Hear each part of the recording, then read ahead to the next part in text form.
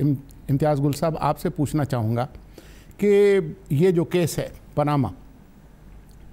जिस तरीके से साल भर से ज़ायद अरसा गुज़र गया है और अब शायद ही कोई बंदा हो जिससे पूछें कि भाई ये केस क्या है तो वो उसके बारे में ला इल्म हो। जो बुनियादी बात है वो ये है कि बहुत सारे लोगों पर इल्ज़ामात लगाए गए पनामा केस के हवाले से, लेकिन क्योंकि हुक्मरान ख़ानदान के हवाले से ज़्यादा ये इल्ज़ामात सामने आए, आपकी नज़र में अब तक जो आपने कार्रवाई देखी है, आपको लगता है कि हुक्मरान ख़ानदान या वज़ीर आज़म साहब ख़ुद जो तकनीकी जो एतराज़ात हैं और जो कानूनी मोशगाफियाँ हैं उनको ज़रा साइड पे रख लें, पाकिस्तान के अवाम उनको कैसे देखेंगे कि ये हमारे साथ सच बोलते हैं,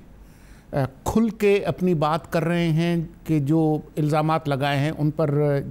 उसका जवाब दे रहे हैं, या कोई पसोपेश से काम ले रहे हैं? देखिए, बज़ाहिर तो यही लग रहा है कि पसोपेश से काम ले रहे हैं।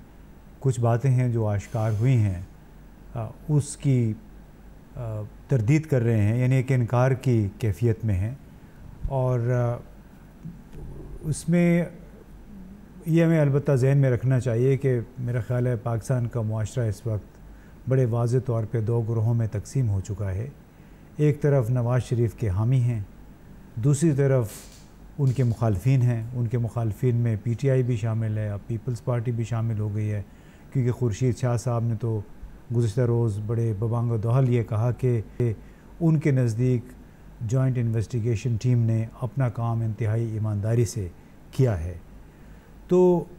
इस लिहाज से तो मेरे ख़्याल है किसी को शक नहीं होना चाहिए कि इस वक्त दो पोलराइजेशन है, दो हिस्सों में बटी हुई है कौम। लेकिन इससे कत नज़र मैं समझता हूँ कि अगर किसी और मुल्क में जहाँ पे इतनी बड़ी पार्लियामान मौजूद हो, तमाम रहनुमा, सियासी रहनुमा जमहूरियत का वर्त कर रहे हों,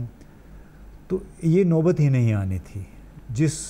सूरत हाल में इस वक्त नवाज़ शरीफ साहब का घराना फंसा हुआ है या नज़र आ रहा है, ये नौबत कहीं भी नहीं आनी थी। बल्कि ये तो बहुत दूर की हुकूमत की बात है। आप जो मल्टी नेशनल्स हैं, बड़ी बड़ी कॉरपोरेशंस हैं जापान में, जर्मनी में या अमेरिका में, उनके तो चीफ़ एग्जीक्यूटिव पे जब इस किस्म का कोई इल्ज़ाम आ जाता है तो उनको घर की राह दिखा दी जाती है या वो आज ख़ुद कारोबार से अलहदा हो जाते हैं। आपने सुना होगा यूबर एक कंपनी है, तो बहुत कामयाबी से पिछले 3-4 साल के दौरान इंतहाई उसका ग्राफ ऊपर गया है, लेकिन माली मामलात में कोई गड़बड़ होने की वजह से कुछ सवालात उठे हैं, तो अब वो इस वक्त घर बैठे हुए हैं।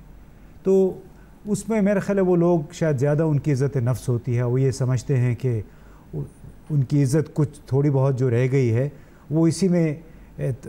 छुटकारा है कि आप घर चले जाएं, बजाय इसके कि हर रोज़ ज़राए इब्लाग में आपके हवाले से ये मुशगाफियाँ चलती रहें, लोग क्या साराइयाँ करते रहें, मैं और आप बैठ के तज्जिया करते रहें कि ये सच बोल रहे हैं या झूठ बोल रहे हैं।